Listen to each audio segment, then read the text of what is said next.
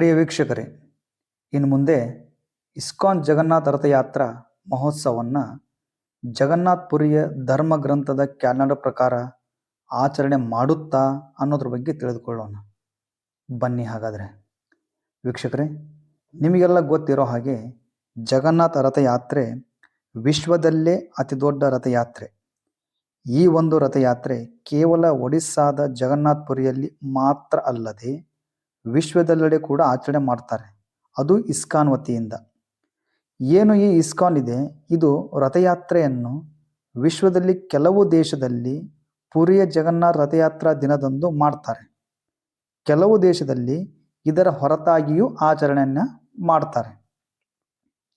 ಈ ಒಂದು ವಿಷಯ ಕುರಿತು ಏನು ಈ ಜಗನ್ನಾಥ್ ಪುರಿಯ SJTMC ಅಧ್ಯಕ್ಷ, ಕಮಿಟಿ ಅಧ್ಯಕ್ಷ ಗಜಪತಿ ಮಹಾರಾಜ್ ಮತ್ತು ಅಲ್ಲಿರ್ತಕ್ಕಂಥ ಕಾರ್ಯಮಂಡಳಿಯು ಜಗನ್ನಾಥ ರಥಯಾತ್ರೆಯನ್ನು ಎಲ್ಲ ಕಡೆಯೂ ಪುರಿಯ ಧರ್ಮ ಗ್ರಂಥದ ಕ್ಯಾಲೆಂಡರ್ನ ತಿಥಿ ಅಥವಾ ಈ ಸಮಯ ಅಂತ ಏನಂತಾರೆ ಅದರ ಪ್ರಕಾರ ಆಚರಿಸಬೇಕು ಅಂತ ಮನವಿ ಮಾಡಿದ್ದಾರೆ ಇಸ್ಕಾನ್ಗೆ. ಇಸ್ಕಾನ್ ಇದನ್ನು ತಿರಸ್ಕರಿಸಿದೆ. ಅಂದರೆ ಇಸ್ಕಾನ್ ಏನು ಹೇಳಿದೆ ಅಂದರೆ, ಪ್ರಾದೇಶಿಕ ಹಾಗೂ ಭಾರತದೊಳಗಿನ ಎಲ್ಲ ಇಸ್ಕಾನ್ ಟೆಂಪಲ್ನಲ್ಲಿ ನಿಗದಿತ ಸಮಯಕ್ಕೆ ಆಚರಿಸಲಾಗುವುದು, ಆದರೆ ಭಾರತ ಬಿಟ್ಟು ವಿವಿಧ ದೇಶಗಳಲ್ಲಿ ಇದನ್ನು ಅನುಸರಿಸಲು ಆಗುವುದಿಲ್ಲ ಅಂತ ಹೇಳಿದೆ. ಈ ಒಂದು ಮಾತಿಗೆ ಜಗನ್ನಾಥ್ ಪುರಿಯ ರಾಜ ಗಜಪತಿ ಮಹಾರಾಜ್ ಈ ವಿಷಯ ಕುರಿತು ರಾಷ್ಟ್ರಪತಿ ಹಾಗೂ ಪ್ರಧಾನಮಂತ್ರಿಗೆ ಮನವಿಯನ್ನು ಮಾಡಿದ್ದಾರೆ. ಆದರೆ ಮುಖ್ಯವಾದ ವಿಷಯ ಏನೆಂದರೆ, ಇವತ್ತು ಜಗನ್ನಾಥ ರಥಯಾತ್ರೆ ಇಷ್ಟು ದೊಡ್ಡದಾಗಿ ಪ್ರಚಾರ ಆಗಿದೆ ದೇಶ ವಿದೇಶದೆಲ್ಲೆಡೆ ಅಂದರೆ ಅದಕ್ಕೆ ಕಾರಣ ಇಸ್ಕಾನ್ ಸಂಸ್ಥೆ. ಇಸ್ಕಾನ್ ರಥಯಾತ್ರೆಯನ್ನು ವಿವಿಧ ದೇಶದೆಲ್ಲೆಡೆ ಕೂಡ ಆಚರಿಸ್ತಾರೆ. ಯಾಕೆ ಅಂತ ಕೇಳಿದರೆ, ಜಗನ್ನಾಥ್ ಪುರಿನಲ್ಲಿ ಹಿಂದೂಗಳನ್ನು ಬಿಟ್ಟರೆ ಬೇರೆ ಯಾರಿಗೂ ದರ್ಶನ ಅವಕಾಶ ಇಲ್ಲ.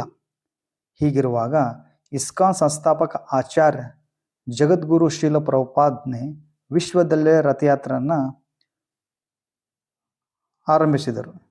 ಹಿಂದೂ ಬಿಟ್ಟು ಇನ್ನು ಹಲವು ವಿದೇಶಿ ಭಕ್ತರು ಜಗನ್ನಾಥನ ಬಗ್ಗೆ ಅಪಾರ ಶ್ರದ್ಧೆ, ಆಸಕ್ತಿ, ಭಕ್ತಿ ಇಟ್ಟುಕೊಂಡಿದ್ದಾರೆ. ಇಂಥ ಒಂದು ವಿಮುಖ ಜೀವಗಳಿಗೆ ದರ್ಶನ ಸಿಗಬೇಕೆಂದು ಪ್ರಭುಪಾದ ರಥಯಾತ್ರೆಯನ್ನು ಆರಂಭಿಸಿದರು. ಹೌದು ವೀಕ್ಷಕರೇ, ಪ್ರಭುಪಾದ್ಜಿ ಹರೇ ಕೃಷ್ಣ ಆಂದೋಲನ ಜೊತೆಗೆ ರಥಯಾತ್ರೆ ಕೂಡ ಆರಂಭಿಸಿದ್ದರು. ಈ ಹಿಂದೆ ಪ್ರಭುಪಾದ್ಜಿನೇ ರಥಯಾತ್ರೆಯನ್ನು ಪುರಿಯ ನಿಯಮ ಧರ್ಮಗ್ರಂಥದ ತಿಥಿ ದಿನದ ಪ್ರಕಾರ ಆಚರಿಸುತ್ತಿದ್ದರು.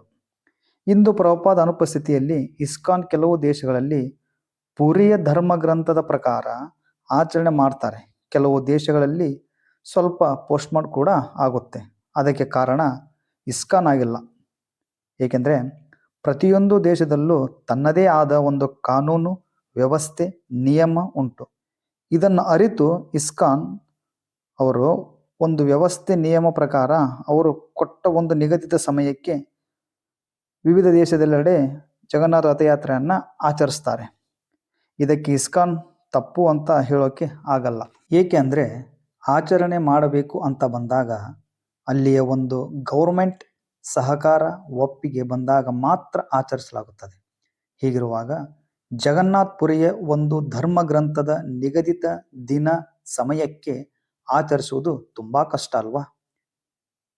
ಈ ಒಂದು ಕಾರಣಕ್ಕೆ ಇಸ್ಕಾನ್ ವಿದೇಶದಲ್ಲಿ ಆಚರಿಸಲಾಗುವ ರಥಯಾತ್ರೆಗೆ ಪುರಿಯ ಈ ಒಂದು ಮನವಿಯನ್ನು ತಿರಸ್ಕರಿಸಿದೆ.